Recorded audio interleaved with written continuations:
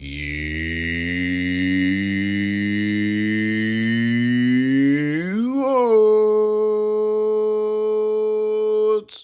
Greetings, fellow Watford fans. Omar here, and it's time for another edition of the YouOrns 10-minute take on Blackburn Rovers 1, Watford 2. Yes, Watford get the double dip in Lancashire on consecutive Saturdays. Watford come away from Lancashire with all 3 points, and on both occasions, Watford were trailing in the game, and that happened at Ewood Park most recently against Blackburn, a team who had already beaten Watford this season. So Watford were looking not only to gain revenge for that defeat at Vicarage Road back in August against Blackburn, a 1-0 scoreline, but also looking to win their third consecutive away game. That's something they have not done for quite some time, but they did it, and did it in the most unlikely of fashions, because Watford were outplayed for long spells of this game. Blackburn had the best chances. Blackburn should have scored more than just the 1 goal they scored. Blackburn dominated the first half in particular. Watford looked very, very, very vulnerable defensively. And yet Watford conceded just the 1 goal after 2.5 minutes. Yes, 2.5 minutes in, and Watford were already down 1-0. And it looked like it could be a lot worse. But it was Ben Hamer once again doing some really good things in the Watford goal. And it was Blackburn Rovers missing some chances that really, on another day, they should have put away. Watford grew in confidence as the game progressed, and in the second half, the biggest turning point of all were the substitutions that were made around the halftime mark by Val Ishmael. He brought on the likes of Asprilla, brought on the likes of other players who really electrified the proceedings. And all of a sudden, you could see the difference in the way Watford played. They had some belief and some confidence and a lot of energy, which they lacked in the first half. First half was a bit stale for me.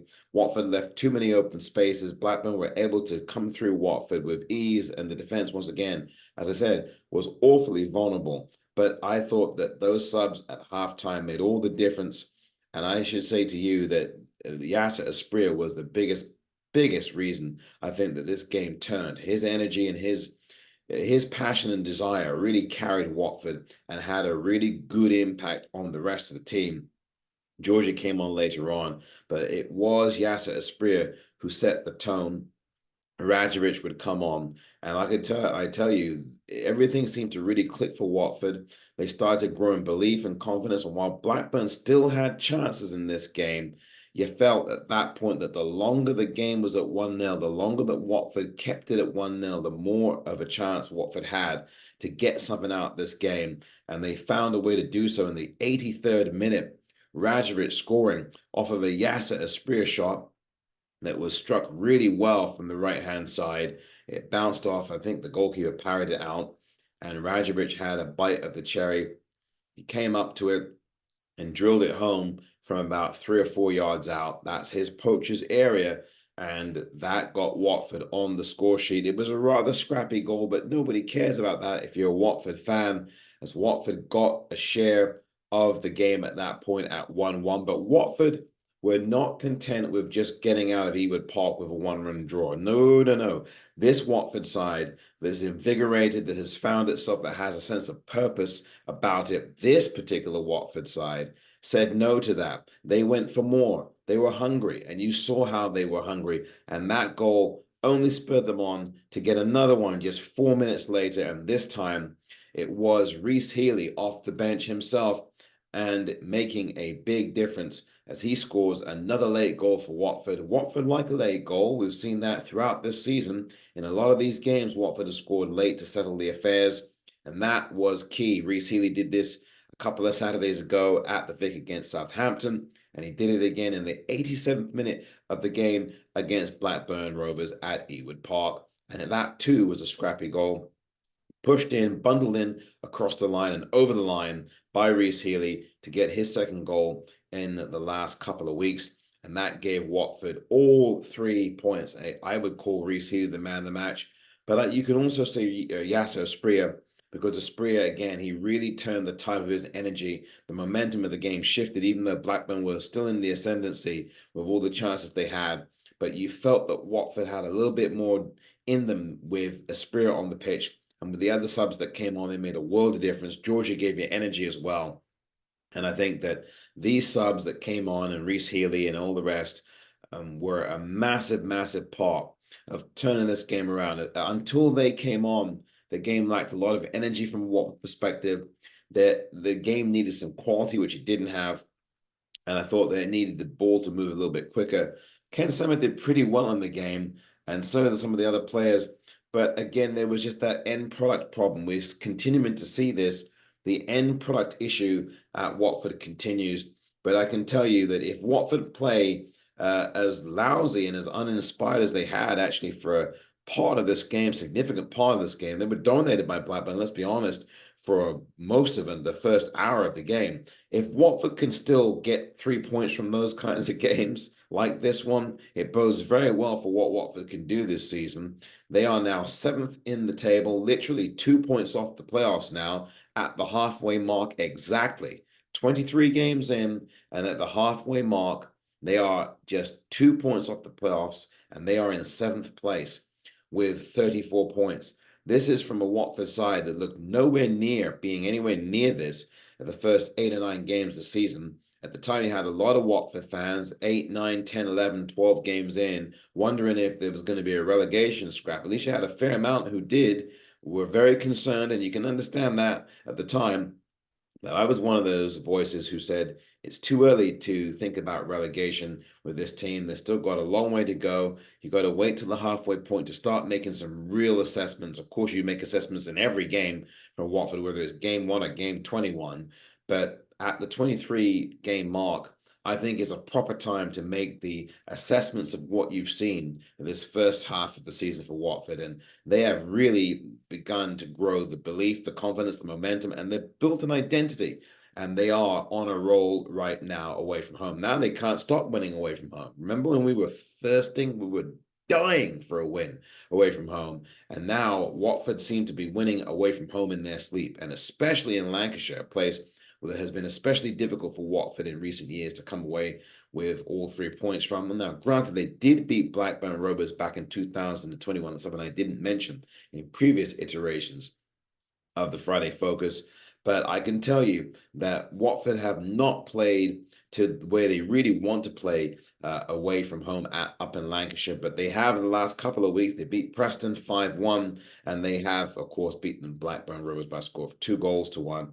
And look, the character, one thing you cannot discount is the character of this Watford side as they continue to believe in themselves, this Watford men's first team, grow in confidence and play consistent football. Again, they will want to improve on that first half performance, but I think what you're getting from them consistently is a work ethic and is an effort and is a belief that they are never out of a game. We saw this against Preston. We saw this again, as I said, against Blackburn. And we've seen this in other games when they play away from home, particularly, but also at home. We've seen this with the Southampton match. We saw this with the Norwich City match where we were down 2-0 in that one. We were down 2-1 against West Bromwich Albion and Millwall at home as well. Ended up getting points from both of those games.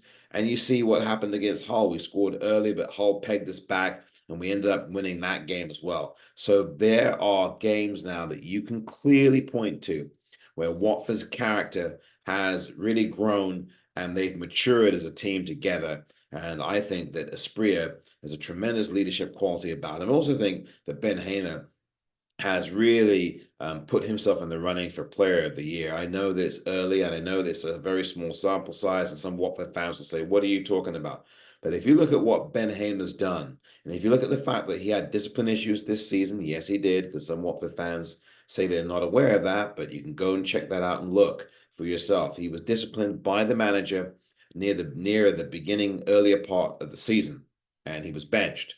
So bench meaning he wasn't even on the bench, I should say. But someone who like Ben Hamer who had these issues discipline wise, and he has turned himself around. I know again it's a fairly small sample size, but he has now become even with as a veteran goalkeeper, he's become a much more mature person and a really good professional. And you see, he has taken the chance that Daniel Backman being suspended offered him, and he has not let that go. He has got the bit by his teeth. He's got the bit in his teeth, and he is going to absolutely keep that goalkeeping job through the end of this season. There's no question about it now. Daniel Backman will start the FA Cup games for if that's going to happen. I mean, but Ben Hamer is your number one goalkeeper. One thing I would ask Watford fans, what do you think about January? January, of course, is around the corner.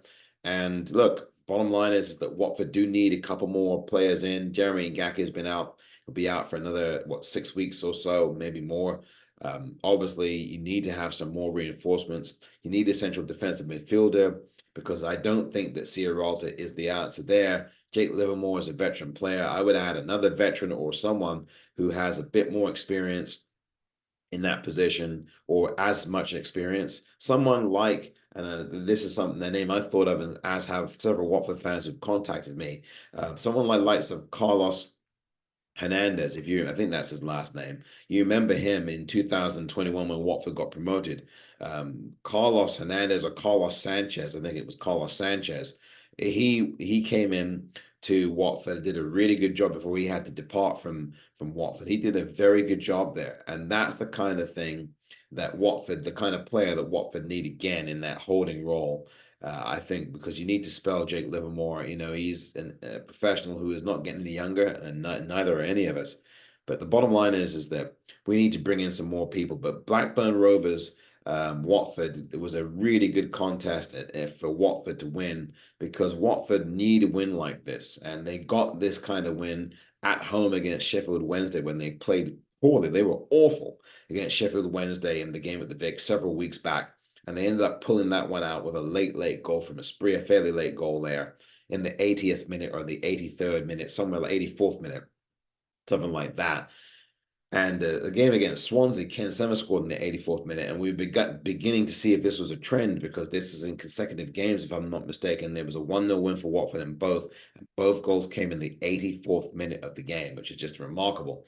And we were just going to see if that was going to continue on. But I tell you what, there was an 83rd minute goal in the game against Blackburn. So this trend of scoring late goals in the 80th minute and above and after is certainly something that Watford can get used to, and they are getting used to it, whether it's the Southampton game, whether it's the game that we saw, of course, the Blackburn Rovers, whether it's any of the other games that Watford scored in fairly late this season. These are very important moments for Watford, and it builds the character, as I've said, and it should be a very, very good second half of the season if Watford can keep this going. Now, we'll see if they can, but again, you got to take one game at a time. Can't get too high, can't get too low, but we can cheer on the Golden Boys and cheer for their success.